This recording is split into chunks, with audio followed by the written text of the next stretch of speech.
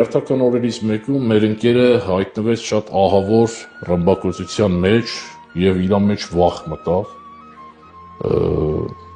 ինքը վախեցել էր, շատ ահավոր էր վախեցել այդ բոմբերից եւ գիշերները չէր կարողանում քնել,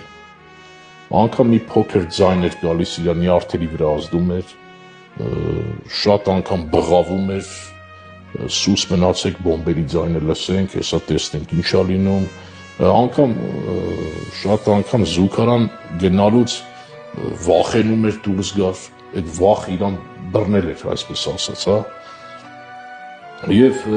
միտք եկավ եւ դա կարամ ասեմ, որ Աստծուց էր, մոտեցա եւ ասացի եղբայր կուզենաս քեզ համար աղոթեմ,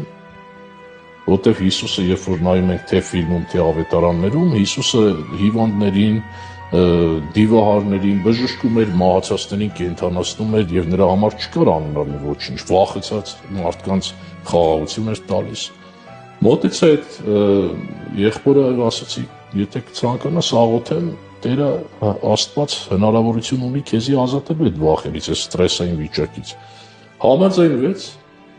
աղոթեցի եւ նրա մեջ խաղաղություն եկավ, ասես մարմնում այսպես ասած մի դող անցավ իր մարմնում եւ մի բան դուրս եկավ իր միջից։